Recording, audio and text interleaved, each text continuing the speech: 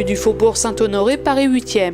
La Fédération française de la vente directe s'est réunie au cercle de l'Union interalliée afin de célébrer les 20 ans du statut de vendeur à domicile indépendant. Une vraie révolution pour cette profession qui nécessitait un statut unique, adapté aux spécificités du métier.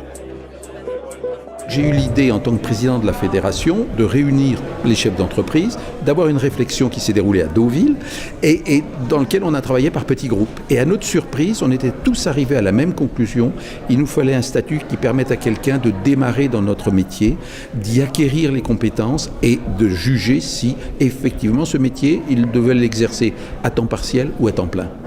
Et donc c'est comme ça qu'on a engagé des négociations avec le ministère du Travail, Madame Aubry, ministre du Travail, pour dire comment peut-on faire pour avoir un statut qui permette à ces personnes de ne pas abandonner leur emploi actuel, de ne pas abandonner ce qu'est leur situation présente, mais d'acquérir les compétences et de rentrer dans ce métier.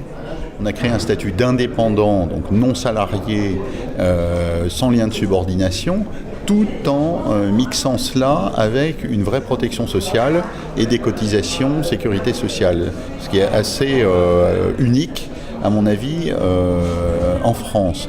Ça a été ensuite révolutionnaire parce que c'était la réponse qu'il fallait faire à la profession, à notre profession qui est la vente à domicile, permettant la création de centaines de milliers de postes de vendeurs en France.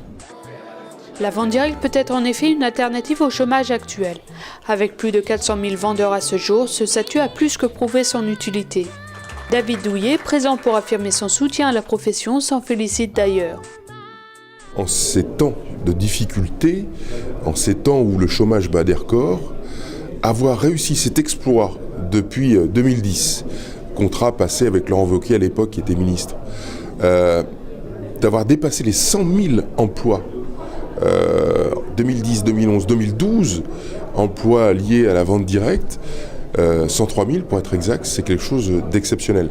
C'est un secteur en plein essor dans lequel on peut capter des jeunes, on peut capter des mères de famille, on peut capter des gens qui ont besoin de compléments d'emploi. Et Dieu sait si on en a besoin aujourd'hui. Pourquoi la vente directe ? Parce que je gère mon temps, je le fais à mon rythme, ça me permet de concilier vie familiale et vie professionnelle.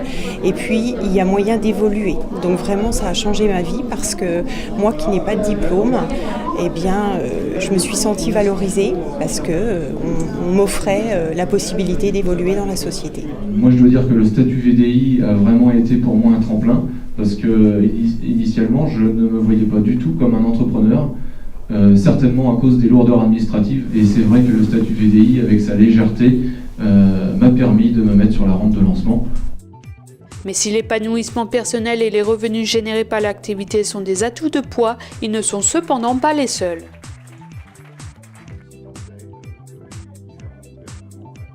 Alors les avantages du statut VDI sont nombreux. D'abord parce que c'est un statut qui est ouvert à tous, quel que soit l'âge, quelle que soit son expérience professionnelle, quel que soit son lieu de résidence, quel que soit son parcours. Donc c'est un statut qui permet à bon nombre de personnes de pouvoir embrasser cette activité. Le vendeur à domicile indépendant a donc toutes les clés en main pour réussir et faire face à la crise actuelle. Et avec une telle montée en puissance en 20 ans, on ne peut qu'imaginer le meilleur pour ce statut dans les années à venir. Je crois que les 20 prochaines années, ce statut va continuer à se développer de manière exponentielle.